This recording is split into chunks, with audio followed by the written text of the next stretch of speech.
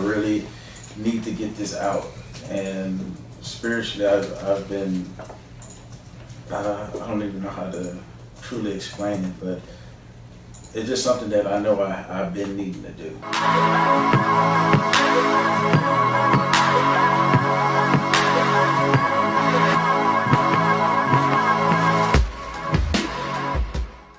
And then with us recently with things that are going on in the world and the community and things of nature, I've seen this, what I've done with this, and just on a smaller scale or level, that I've seen it impact so many people, and I really feel like it's time. I had at least 12 young ladies stand up and give testimony that they had been in abusive relationships while in high school. And then after that, I broke it down to them furthermore, and I said, hey, there's different types of abuse. There's physical, mental, sexual abuse, and not just that. And I gave them my testimony too. I said, hey, at the age of 6 years old, I was sexually abused at 6 and 12 years old. So I'm not a prone to abuse. I said I've been in growing up where people told me I would never make it at the verbal abuse level as a young adult. I said, so I understand what you kids are doing, but I said, I want to ask you, are you guys going through these same types of things? And overwhelmingly, I had one young lady stand up saying, I've been sexually abused. Another young lady stand up and said she's been sexually abused. Another young lady said she was sexually abused. But it was the one that I could never forget. It was one young lady, who was a young African American young lady who was the kid that you say is the quiet kid who sits in the back of the room, who colors, who doesn't, you can tell comes from a poor economic background and things of nature. And she stood up and she told her story and how a family member had abused her. And overwhelmingly, so many young ladies came and hugged this young lady and gave her encouragement and gave her her phone number. Gave her their phone number and gave her friendship that day. And then afterwards, she came to me. She says, Ms. Morgan, I want to thank you. She said, I've never felt so much love from anyone, and not even my peers. They don't ever speak to me. They don't talk to me. I'm always the kid that they just walk by and they ignore. She said, but for once, they actually acknowledged me and they gave me love and they gave me encouragement and actually asked to hang out with me and get to know me better. And so I took from that form right there, I took that motto and I brought it to Intracare from that one experience. And this is yours? Yeah. Gotcha. And so when I took this, Arrow program is what they teach at Intracare, but the lady who was running it, she gave me full range, because what happened was I started this thing called COT. It's called the Circle of Truth. Okay. And what I do is in the Circle of Truth is I bring in a body of people, a body of students, and it can be young adults of what we're working in then.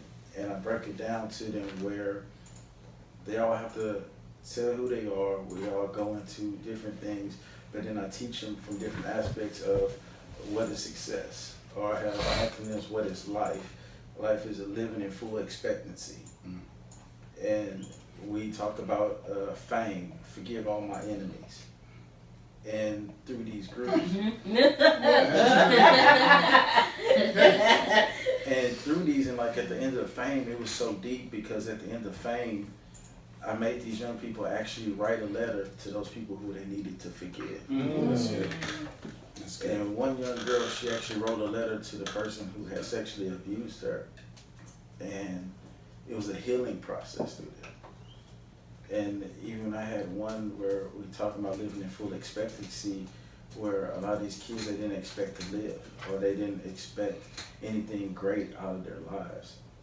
And even though I work with the young adults, I also work with older adults too. But I had one young girl, she was from Brazil. I mean, she looked like she was from Brazil, just a young, beautiful young girl. But I drew a mirror on a board, and I asked her to look in the mirror and just tell herself she was beautiful. And she broke down crying because she couldn't tell herself that she was beautiful.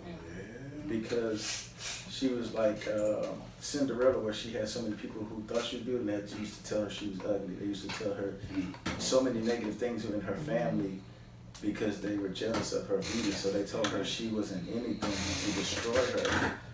And I built this program inside with this Circle of Truth so powerful that the lady who was running the facility, when I took over, we administered no more shots. There were no more shots.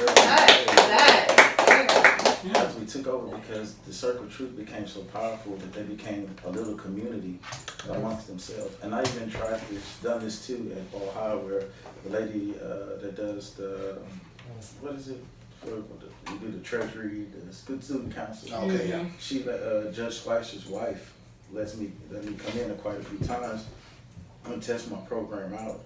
And every time it was an overwhelming response. That's good, man. And with the Intracare, the lady told the doctors who were running the program, the actual psychologists, that I ran the show and my program trumped theirs.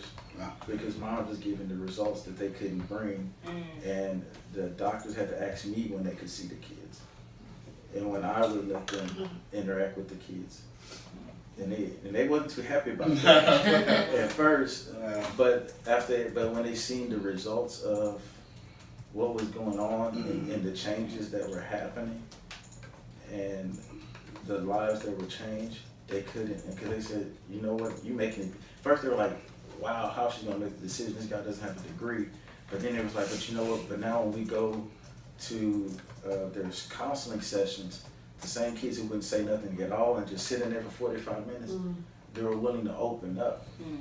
And actually, so nowadays, like, okay, now we see this is better for us too, because now we're not just sitting in the room with a kid for 45 minutes. He's not saying nothing at all. Yeah, it's a big deal. I'm actually getting something out of it. And so this program is a program that also too, when I was working in the school district, now when it comes to the financial part of this is that I've worked, when God changed me, pulled me over, brought me back, put me in a quiet place, brought me back. The first thing he did was he had me working with kids. And it used to kill me that what happened was when the kids act bad, send them to Mr. Morgan. Then I went to alternative school and started a program over there. And all the kids that came to alternative school, they came there one way. We put down a foundation of discipline there. Every kid left there making A's and B's. It's good. With the foundation of this love, tough discipline, and things of that nature, and building a structure. But then I would go in our school district, and they kept on buying programs. They bought one called Boys Town's Girls Town.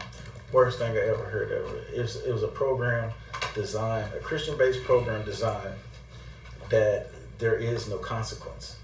How can you give a child a program that you have no consequences at all for your actions?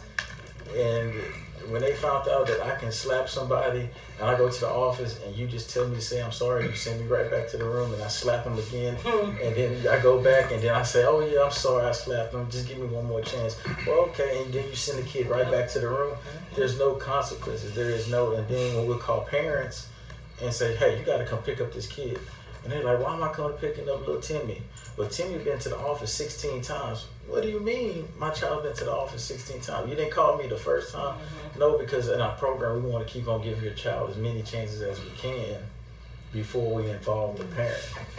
And so what happens is that there are programs out there that schools actually buy for up to $250,000 to $300,000 a pop for a solid base program that can actually touch and put in a disciplinary tone that they can actually follow.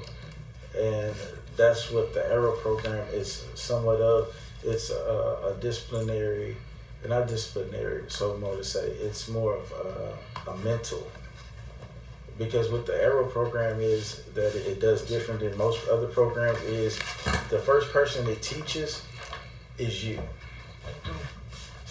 And so instead of you trying to teach so much to say the patient, the first person you have to look at is yourself.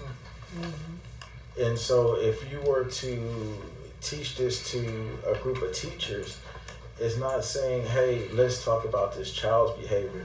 Let's first look at my behavior as a teacher first. What am I doing? And then also, too, let me put myself in the shoes of that kid. Because this kid right here maybe doesn't just have problems. Because like I've always said, if you see the parent, it tells you a lot about that child. And so the program is very straight on. I've been in a lot of different programs. I've worked a lot of mental health programs. But a program that can actually change the culture and I've talked to a man by the name of Pastor Thomas. Now, what Pastor Thomas has done is he wants me to start off. He said start off small, and he's given me his blueprint. Remember, he had this thing called Boys' Rites of Passage. Mm-hmm. Well, he gave me all the blueprints to his Boys' Rites of Passage. He wants to give me the grant money, help me get the grant money, get everything I can to start off, because I didn't know there's actually financials in that too. And where on the financial side of that I had no idea, where you actually go to the school, and when you go into the school system, there's money that's put up to the side for these type of programs, but actually hands-on, that they just have money sitting there.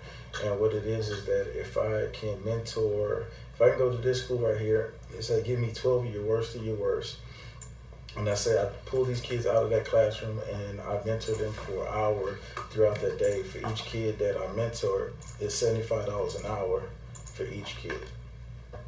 I did not know that. Yeah.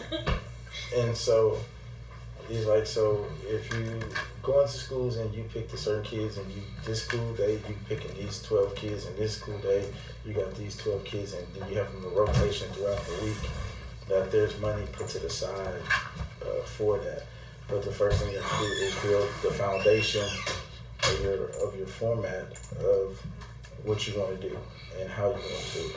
So for one obstacle not obstacles, because we're about to jump over all these things. One is building a solid program to start off with, to get my foot into the school district and to get to the mentoring part and building that. But then my long run is I actually want to take from this right here, this Arrow program, break it down. And my biggest question was, for something like this, for me not having a degree, even though I know this program by heart, is building a foundation of people like, you know who Miss Mary Patrick is? Have you ever heard her before? But she's, you know Miss Mary Patrick? Sounds like a nun. No. Mary Patrick is just very Catholic. Sister Mary Patrick. Sounds like a nun. GISD administrator. Oh, yeah, she's very big. So she's not a nun. No. Not at all. But she has a daughter. Are we sure she's not a nun? Okay. She can straighten you out. Nuns will too. Slap your wrist with a ruler. I know I start off because before I got put out. But and also too, I just would mind you guys, I have different names from one of the program that I wanted to start off with, and the antonyms, and I would love for you guys to give me some feedback of what you guys think. Sure. Of that, or what do y'all think about what I'm trying to do in general of this Arrow program and changing it and the need for this right here? Well, yeah, sure. I think it is fabulous. Okay, you got a fabulous over there. You don't understand. My daughter was when she was in 6th, 7th, 8th grade. She got kicked out of school. She got for behavior problems. She would have been up in one of those top 12. And all they do is send them to alternative school, and it makes them worse. It makes them worse. She was one that rebelled against rules and rebelled against everything. But what was going on with her is she was hurting. She was hurting because of what was going on at home. And nobody could I wasn't in a position to help her because I was the person hurting her. Ooh, you said a lot just now. Yeah, me and my drug addiction was hurting her, and all they didn't have a program for her. They kicked her out. They put her in alternative school where she learned to be worse. She learned to she was 11 when she got kicked out of school. And then they sent her to boot camp in San Antonio. They made her an exception. She had to be 12, and she was so bad that they let her be in when she was 11 and a half, and there she was with 12, 13, 14-year-old girls, and then it made her even be more more Harder because you're the smallest. more harder. She was the smallest. She was the youngest. She was beautiful. She was pretty. And then, I mean, had all this going up inside of her, and there wasn't a program that just dealt with her. There was CPS that dealt with her, keeping her safe from keeping her safe physically, but not safe from herself emotionally. Yeah, and out of my 12, that's what the 12 is to take those 12, to give me 12 of your worst. I'm going to make them find a common, something that brings them all together, but then also make them into leaders. See, because everybody wants to follow the bad kids for some reason.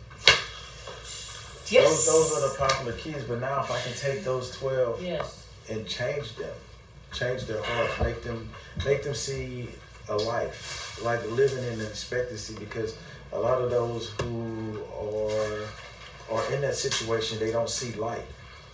They don't see any light because they see, okay, I see the pattern of what's around me.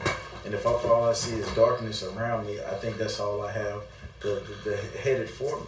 If I don't see anything that is good, because when we grow up in these certain neighborhoods, you don't see doctors, you don't see lawyers, you don't see those people who are well-to-do. You don't see these things. All you see, like for me growing up, even though Galveston has changed tremendously since the 90s and in the 2000s. Starch jeans to skinny jeans. Yeah. I mean, but for me growing up in this neighborhood, I looked up to the drug dealers. I looked up to drug dealers were the people that you looked up to, and like my dad's close friend who died, his name was Ronald B. He was one of the biggest here in Galveston, even though he had a heart of gold. But that's who people looked up to. So for me, I would love to change the concept of, okay, these are kids, but they're not bad kids. I don't want, because that's one thing that's terrible in our community, and especially us people of color. The first thing you see, and everybody might be guilty of it too, first thing we say is, oh, there go little JoJo, he bad. Little JoJo running around, he bad.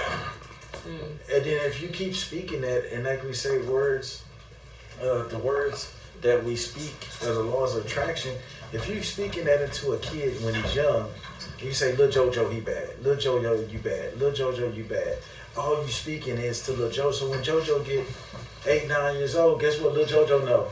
He's bad. I'm bad. You done told me I was bad all my life. Now that I done stole something out your purse, how can you be mad at Lil JoJo if all you told Lil JoJo was he was bad? He's just living up to his name. Yeah, I'm just living up to what you told me I was. So how can you get mad at me for being who you already did label me as?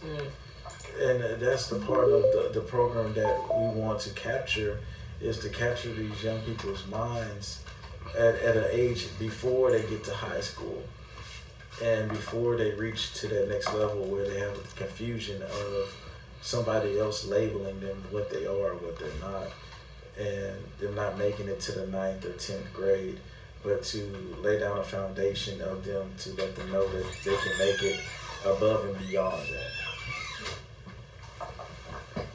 That makes sense. I am going to do something real quick. I can't help myself. So I got this plugged in. Got my microphone in. Just because I don't have no scruples in my head. Hold on.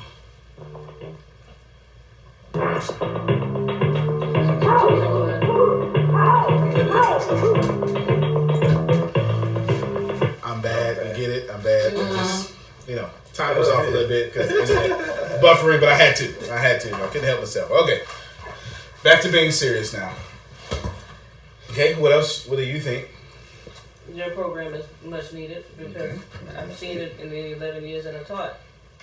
You are correct. That's right. Everyone looks up to the kids who are quote unquote bad, and I never understood it.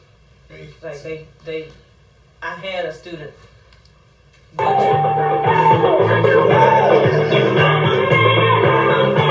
right, I'm done. Keep going. Had a student. We were working with her. She made a 180. And then all of a sudden, we don't know what happened. I don't know, maybe whether or not she thought, okay, maybe I'm doing too good. I ain't living up to what people think I am. And she went right back to what she was doing when she first got to our school. went to alternative school, and I mean, she had friends or whatever. Soon as she got back, people were excited to see her and this and that. And she did this two girls so wrong, but they kept following her, I was like, I don't get it. I don't Was she bad? Yes. No, she wasn't.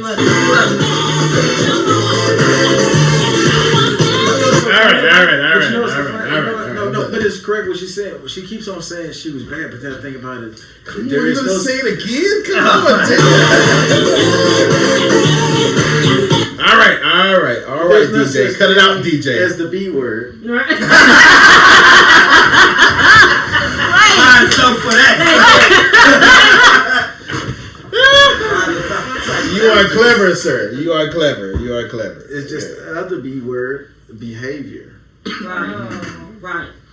It's not no such thing as the people. It's just their behavior. Right. And that's what I mean, it's in general of even in the biblical sense of the sin, there is no such thing as the person. That's what happens. We keep on stigmatizing the person. And we condemn the person, but it's the actions that really have to be looked at. But then when we look at it deeper, like I always say, nobody just does something for no reason at all. Oh yeah. Even a person that you can say that their mind isn't there, they still think they have a purpose of why they're doing it, but nobody's willing to take the time out to say why. Mm-hmm. You went and slapped somebody, but why? Why? Or a lot of times, even in relationships, what happens is That's it. You did it to yourself, man. You did it to I yourself. bet you're gonna go, Mike. What? Yes. You did it to yourself. You did it to. That's it. You did it to That's yourself. what it is. I thought you were gonna do otherwise. If they say why, tell them that it's you that makes And maybe that's why. what it is.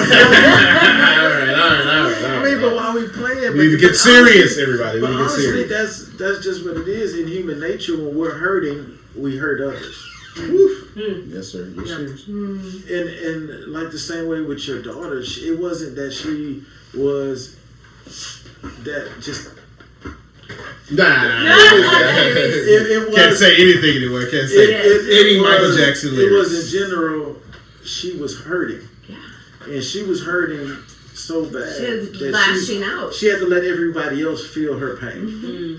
And that's what it is. It's a generation of kids. And that's what the sad thing of the kid in Santa Fe, not in general of him being a bad kid, he was hurting. And he wanted to make the whole school feel his pain. Fair enough. He didn't matter what it was or who it was. And I'm definitely not condoning what he did. But if someone would, he's this and he's that. He was a kid that was hurting. And he took it upon himself in his way to let everybody know I'm hurting and I want everybody else to feel the pain that I'm feeling. Because I was rejected by somebody and I wanted that pain to be felt. Okay, so we know your idea. We got 3 other people in the room, 2 guys that are always doing what guys do. And then we got Dee Marie behind the camera as always. Clearly, you have a world-changing idea. So what do you do with it? That's probably where I come in at. All right. And his names too. I have 3 different names. Yeah, 3 different names. That I would like for y'all to actually. For a month. All right, let's throw this out here. Okay, so for one, we got. If you say anything of a popular Michael Jackson song. I'm going to get it. I feel Okay. it. All right, I'm going for choice program, meaning that everything in life you have a choice. All right, but we still have choice like this, CHOICE, and it's called Creating Hope, Opportunity in Schools Everywhere. Okay. That sounds really churchy, which is what most of these programs sound like. So you're in the right energy. All right, then we got the other choice program, Creating Hope,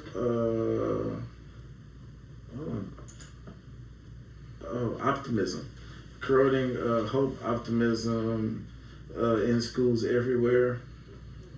and the other one is just the same way. It's creating hope, optimism, choices in schools everywhere. And then the other one is just,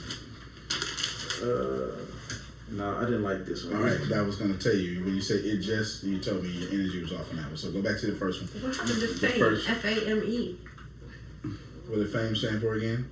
Forgive all my enemies. Forgive all my enemies. That may be something inside of choice. Okay. Okay, Yeah, let's yeah, go that'd back- be taught inside of Let's it. go back to the first three because the energy was off on the fourth one. All right. So we got the first one was creating hope, an opportunity. Oh, I'm sorry, I want to say something. And I want you to pick the climate. You want to succeed, right? Mm-hmm. So let's take the climate of this world, the feelings, the themes, how it feels, how people are upset, and ride that energy. Okay. Now, listen to these next, or the three again, in view of how people are feeling. Okay, go ahead. Okay. Creating hope, opportunity in schools everywhere. Creating hope, optimism in schools everywhere. Creating hope, optimism, choices in schools everywhere. That's the last one don't count. You can't do anything you don't like and then put it out there. Oh, no. This is the fourth one. Okay. The other one is just optimum choice program. Well, you can't even say that one because everything is on words are powerful. You yourself said it's just. And then the second time you said, well, the other one is just, and you can't do that. Well, and then here goes just the basis of what I really just feel besides getting with the antonym. Reach one, teach one program. Fair enough. That's the one. I really. One or two. That's what I thought, but I'm not gonna say anything so they don't see you. Put it down. I wait for you. Come on, talk to me. Talk to me. Well, before you say it, we'll have you talk. They didn't see which choice you said because that's the one with all the energy, and that's the one that also matches the energy of what's going on. Which one did you all think? I like What? the one with optimism in it. Okay. Why you like the one with optimism? That's what I wanna Camera lady, It was take that and put the camera on her. optimism and choice. because in high Optimism, choice. because in high when you're young you don't think you have any of those options available to you. So to be able to present those to students and let them know, have optimism about your situation and you have a choice in regards to what you want to do. Yeah, fair enough. Fair enough. All right. What else? One or two? It was. Read those first two again for me. Let's go. Creating hope, opportunity in schools everywhere, or creating hope, optimism in schools everywhere. Two. Okay. I like one. Okay. Fellas in the back. One. All right. So there's 4 for 1, 2 for 2. He was the first one to respond, and he said 1. He put his finger on it. He said 1. He said 1. Hey, I'm with Paul right now, and in the middle of coaching him. Is that okay? Hey. Okay, this is tennis. I know.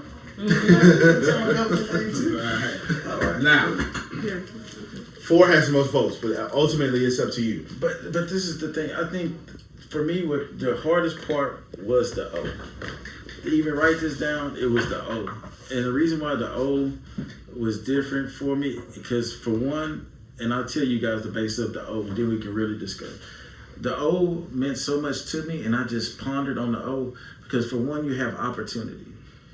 Opportunity, when you grow up in a society where it feels like you have no opportunities, and that's, I think, like, the basis of Tony, like, he does so much to teach everyone else, like, hey, you have an opportunity to do something different, or you have an opportunity to retire, you have an opportunity to do something different with yourself, or you have the opportunity not to be what people think you are. It's facts. But then when I researched the word optimism, I never used it before, and I typed optimism, and then a cable company came up.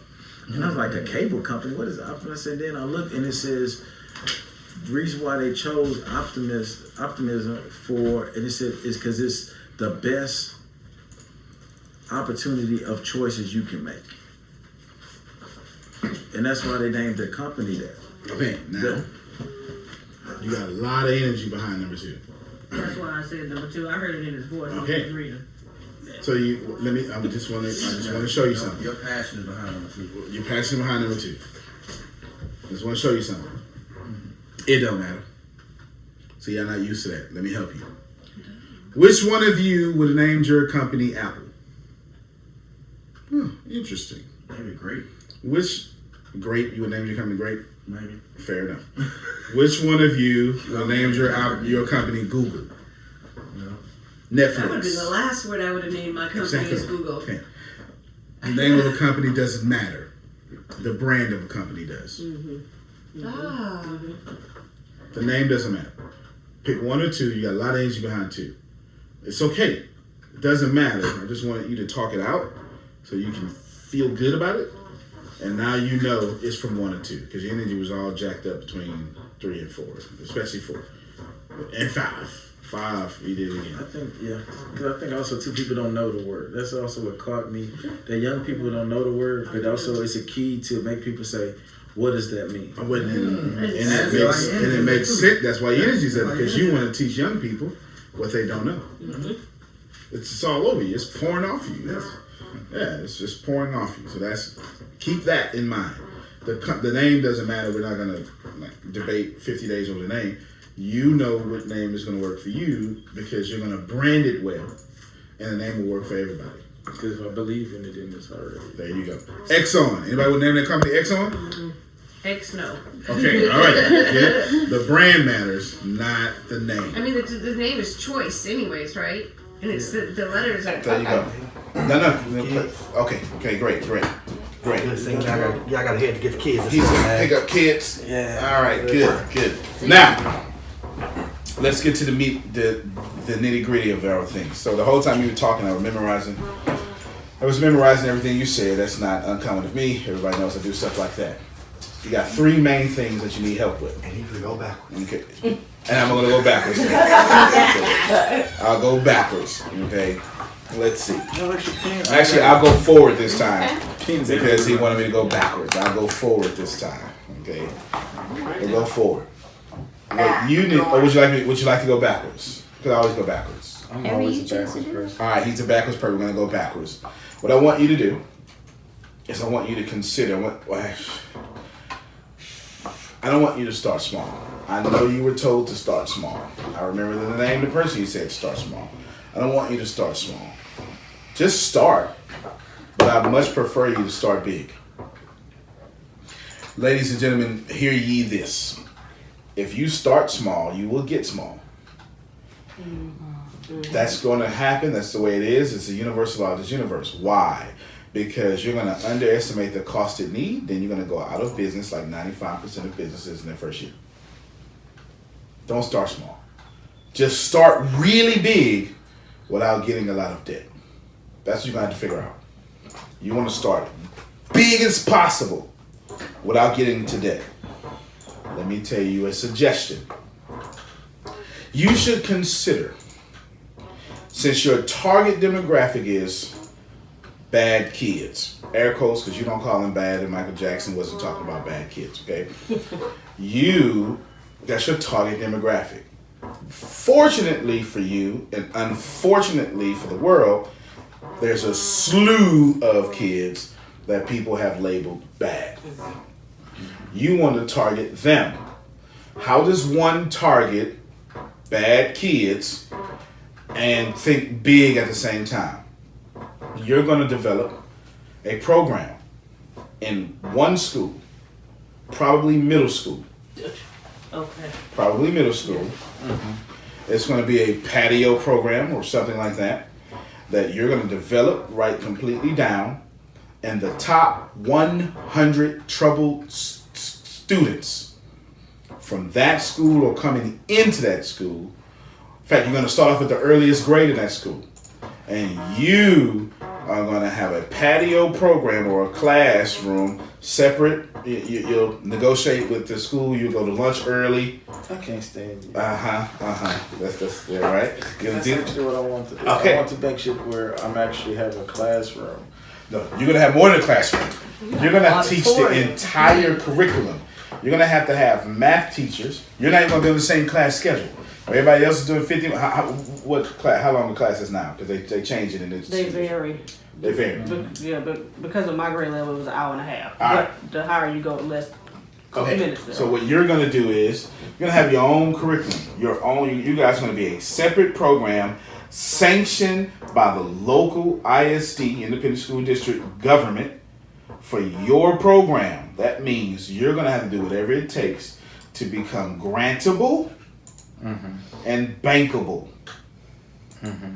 With that, you're gonna need a business plan, obviously. And you're going to need to get in line with all the rules. Don't follow rules unless they serve you. All the rules that fit to being a program that an ISD can use. And you're going to be over the program.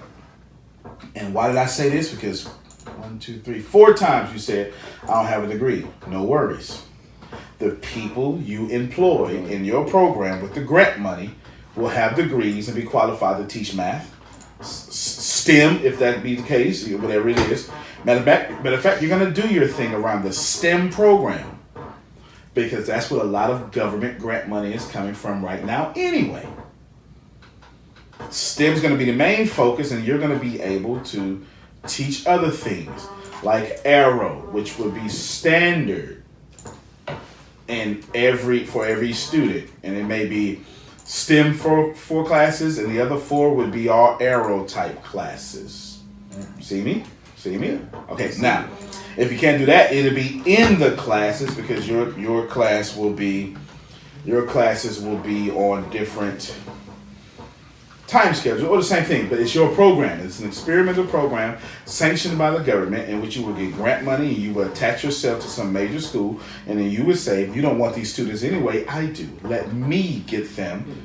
Let me take their test scores from this percentage to this percentage. You're going to use that school. And then you're going to say, wow, we taken this school, these students that were never going to be doing anything for your school. We kept them with attendance because schools, you get paid for attendance. Yeah. And then we raised their test scores. And then you're going to say, I'm going to keep it here. What other school district can I bring this to? Or what other school in this school district can I bring it into? Then you're going to go from one middle school to another. That's thinking big. That's actually relevant. That's actually possible. And that's what my vision is. So why would you go smaller than what your vision is? When people tell you to stay small or think small or start small, they are small. It is because, y'all know me, I am who I am. They are small. It is because, and I say this with respect, it is because they're teaching you to be so safe that you don't mess up. But you can't win until you mess up. So you're going to think really, really, really big. And you're now starting a program that is a para program alongside of para education of an independent school district that the independent school district is in charge of. Yeah. Got it? That's me working backwards. That's what you're going to do. Which you did hit on something very, very strong, because the person who that I'm taking the program from, it was only geared to in the box of young African American males. Which, when you put yourself in a box of this is the only demographic that you can reach, what happens is you limit yourself on how big you can be.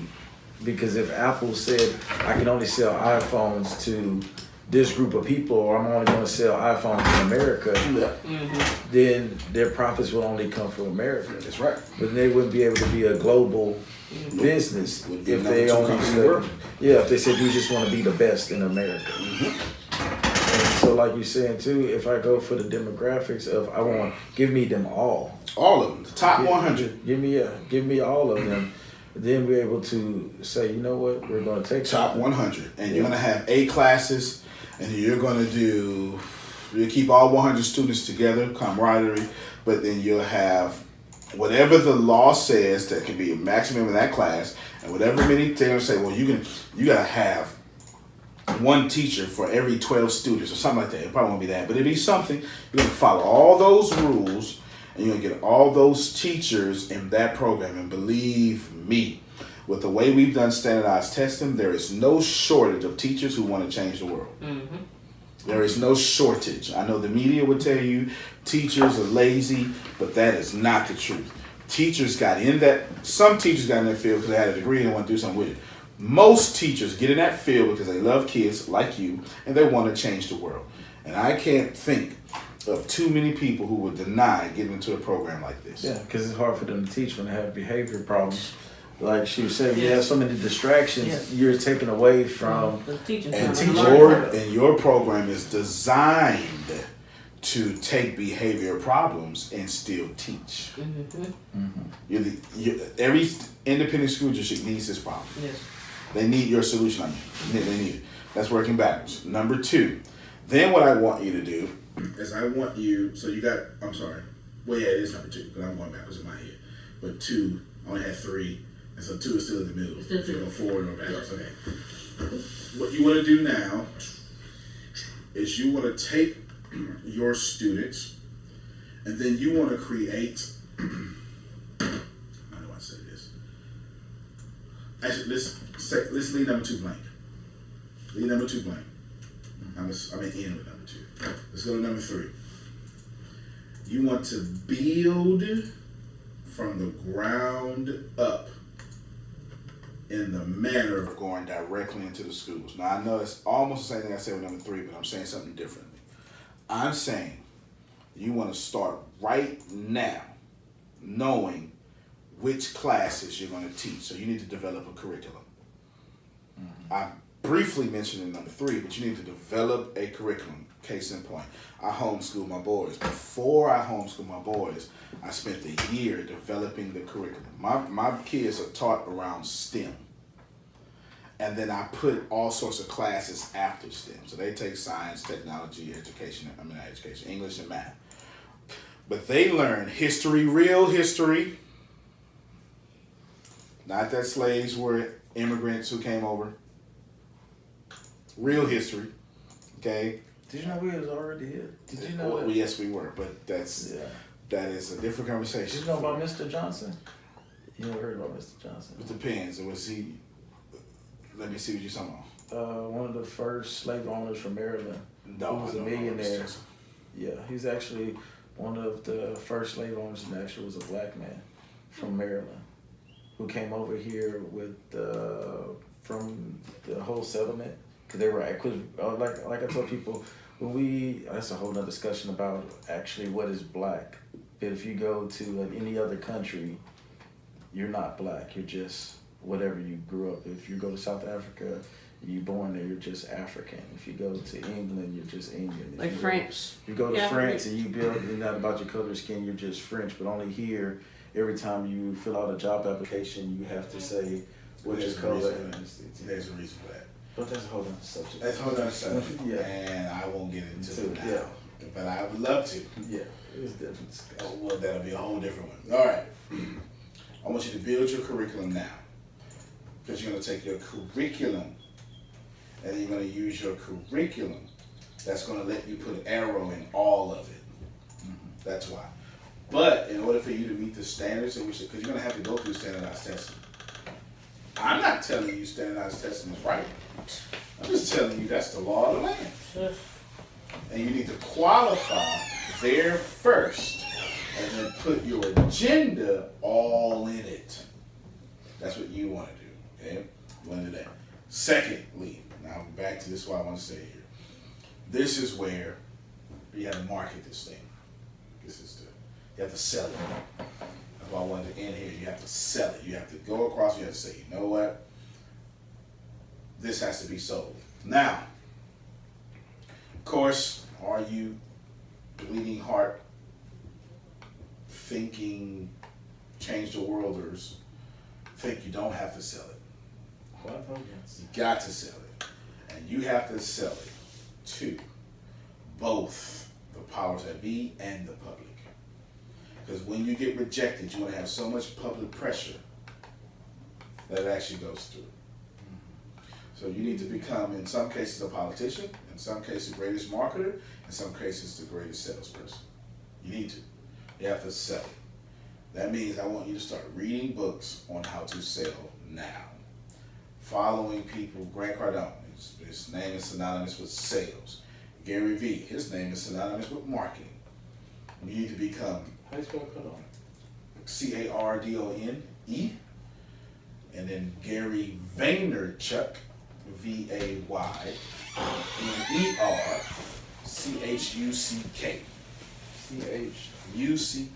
Vaynerchuk. Gary Vee. Gary Vaynerchuk. Now, you want to do all that. You want to follow these two people. You learn some sales, learn some this, learn some marketing, because you have to sell it. You have to sell it both to the public and to the government. You have to do both. Your future hinges on number two. It does. You can do your curriculum within it. You can do your curriculum within an hour, within a day or two. But number two, you're gonna have to sell it. Without number two, there is no number three, or number one, because I went backwards. You're gonna have to sell it. Now, let's talk about the selling piece just for a brief second, and then I'm done, because this has got the greatest information for you of all time in this here. You're gonna have to, I want you. Just going on 3, 2, 1. I went backwards in my head. So my number three, which was big government system, ISD, is your number one. Yeah. My number two is obviously marketing, which is same number two. My number one is now your number three. My number one was build your curriculum from the foundation. It's yours, building from the foundation. The only reason I go backwards in my head is because I create memory files. When people are talking, and I put them in my little files, and then it's just convenient for me to start at the last one I just did and work myself backwards. That's why he said he's going to go backwards, because I used to be doing that, but it doesn't matter. The order I would do it in, if you're asking that, it doesn't matter. You need to write your curriculum, but then number two, everything hinges on number two. Everything hinges on the way you market and sell this. There is no other way. Yeah, because you can do all these great things. You can build all the whole program. If nobody's buying, There it it's is. just a program sitting there. There it is. You just you have a best-selling book with no one buying it. You could have all the golden nuggets in it. That's right. All the everything. Now, there's one surefire way to get people behind